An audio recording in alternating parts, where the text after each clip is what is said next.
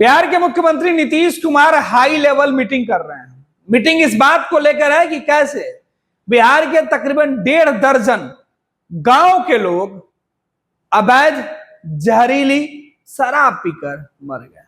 मुख्यमंत्री को इस बात की चिंता है, दुख है और गुस्सा है।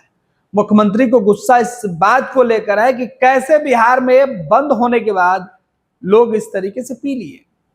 मुख्यमंत्री को मरने से ज्यादा पीने वालों पर गुस्सा है।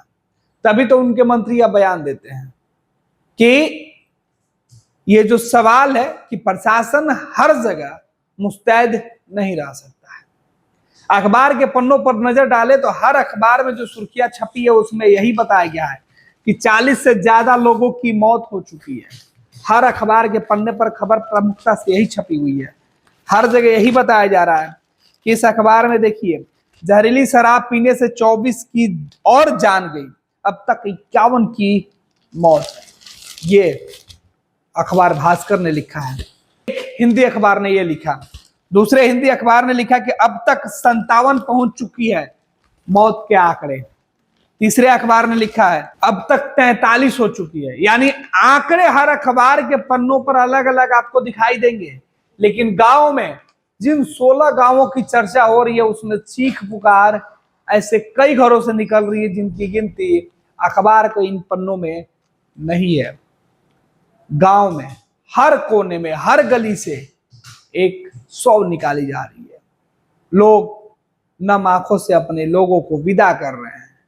किसी का घर उजड़ गया, किसी का अपना खो गया, किसी के घर का आखिरी चिराग बुझ गया, लेकिन सिस्टम, प्रशासन, सरकार के डर से कुछ रो रहे हैं तो कुछ आंसू को छुपाने की कोशिश में जुटे हुए हैं, क्योंकि मुख्यमंत्री तो गुस्से में लाल है कि कैसे इतनी पाबंदियों के बाद इतने लोगों ने शराब पी ली।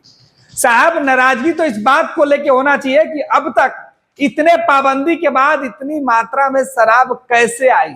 अवैध कारोबार करने वाले एक रात में नहीं पनपे हैं, पिछले कई महीनों से, सालों से वो इस तरीके के कारोबार कर रहे थे, तब तो इस तरीके की घटना घटी। आखिर कैसे लोगों को मालूम था कि उन्हें शराब पीना था, किस जगह मिल रही थी, और एक ही शराब हर जगह कैसे पहुंच गई।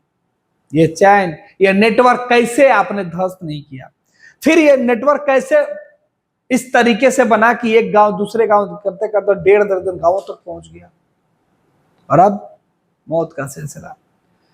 इसी सारण मशरक में इसके पहले भी इस तरीके की घटना घटी और उसमें भी तकरीबन इतने ही लोगों की जान गई थी। अब वरीय पुलिस अधिकारी इस पूरे मामले की जांच करेंगे। जांच में यह तय किया जाएगा कि आखिर इसे बेचा किसने, आई कहां से, पीने वाले लोग कौन थे। लेकिन इस पूरे जांच के बाद यह पाबंदी नहीं होगी कि आखिर इस तरीके की जहरीली शराब कैसे बन रही है, किनकी जानकारी में यह सारा कारोबार हो रहा है। कहा जाता है कि पुलिस वालों की मर्जी के खिलाफ तो पत्ता भी नहीं हिलता है, फिर इस तरीके के कारोबार कैसे हो जाते हैं, यह बड़ा सवाल है। अखबारों में जो खबर छपी है उसके हिसाब से बताया जा रहा है कि सिवान और छपरा के जो बॉर्डर इलाका है, भगवानपुर और मशरक, इसके कई गांवों में अब तक जहरीली शराब पीने से जो लोगों की मौत हुई है उनकी संख्या बढ़कर 40 से ज्यादा हो गई है। इस पूरे मामले में अब तक जो एसआईटी बनी है उसने 10 लोगों को गिरफ्तार भी किया है। पुलिस के मुताबिक गिरफ्तार लोग शराब के धंधे में संलिप्त थे और उन्हीं के द्वारा इस शराब की सप्लाई की गई थी। सिवान के जो जिला अधिकारी है उन्होंने अब तक तकरीबन 2 दर्जन से ज्यादा लोगों की मौत की पुष्टि वो कर चुके हैं, जबकि सारण के जिला अधिकारी और पुलिस कप्तान मामले में गिनती कर रहे हैं। अब मरने वाले लोगों के पोस्टमार्टम का इंतजार किया जा रहा है, जिसके बाद इस पूरे मामले की प्रॉपर जांच हो पाएगी कि आखिर कौन सी दवा इस जहरीली शराब में मिलाई गई थी, कौन से केमिकल का इस्तेमाल किया गया था जिससे इस तरीके से लोगों की मौत हुई। इधर मुख्यमंत्री नीतीश कुमार पटना में बैठक करके कई दिशा निर्देश दे दिए। मुख्यमंत्री नीतीश कुमार ने कहा कि शराब कांड के दोषियों पर तुरंत सख्त कार्रवाई होगी, कोई बख्शा नहीं जाएगा। वे गुरुवार को शराब कांड की समीक्षा कर रहे थे। उन्होंने कहा कि मद्य निषेध उत्पाद निबंधन विभाग के जो पदाधिकारी है वो इस पूरे मामले की जांच करें, एक टीम बनाकर भेजा जाए जो इस पूरे मामले में जो दोषी हो उनकी जांच करके सुनिश्चित करे कि आखिर ये घटना कैसे घटी और जो दोषी है उनके ऊपर उचित कार्रवाई की जाए। मुख्यमंत्री नीतीश कुमार ने लोगों से एक बार फिर वही अपील की कि लोग शराब नहीं पिए। मुख्यमंत्री ने कहा कि राज्य के लोग शराब पीने से तौबा करें। इस तरीके की घटना जब तक शराब छोड़ी नहीं जाएगी तब तक होती रहेगी, यानी शराब को पूरी तरीके से छोड़ देना होगा। अगर आप जहरीली पीजिएगा तो इस तरीके से ही काल के गाल में समा जाइएगा। सीएम ने राज्य के लोगों से अपील करते हुए कहा कि शराब पीना बुरी बात है, यह लोगों को समझना चाहिए। शराब पीने से न सिर्फ स्वास्थ्य खराब होता है बल्कि परिवार और समाज में अशांति का माहौल भी उत्पन्न होता है। उन्होंने कहा कि राज्य में पूर्ण शराबबंदी लागू है, इसका सभी लोग पालन करें और कुछ असामाजिक तत्वों के द्वारा जो शरारत की गई है इससे भी लोग सतर्क रहें। अब बड़ा सवाल कि मुख्यमंत्री नीतीश कुमार लोगों से अपील तो कर दी, लेकिन शराब के अवैध कारोबार करने वालों को रोकने की जिम्मेवारी किसकी है? शराब नहीं पीने वाले लोगों के बारे में तो मुख्यमंत्री कह रहे हैं, लेकिन शराब के कारोबार करके लाखों रुपए कमाकर अवैध कमाई करके लोगों जो सिस्टम है उससे मिलीभगत करके इस तरीके से जो कारोबार कर रहे हैं उन पर पूरी तरीके से पाबंदी कब लगेगी?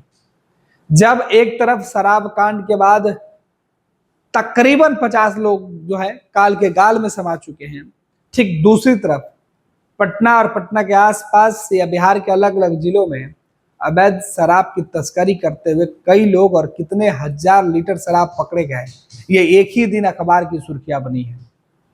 इस बात से यह साफ है कि बिहार में लोगों की जान जाती रहेगी, लेकिन शराब का जो अवैध कारोबार करने वाले लोग हैं वो इस कारोबार में लगे हुए हैं और वो तब पकड़े जाते हैं जब मामला तुल पकड़ता है।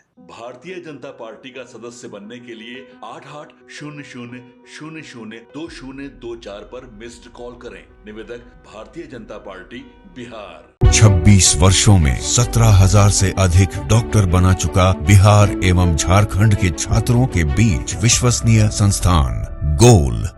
26 वर्षों में 17,000 से अधिक डॉक्टर बना चुका बिहार एवं झारखंड के छात्रों एवं अभिभावकों के बीच सर्वाधिक विश्वसनीय एवं लोकप्रिय संस्थान गोल, नेशंस लीडिंग इंस्टीट्यूट।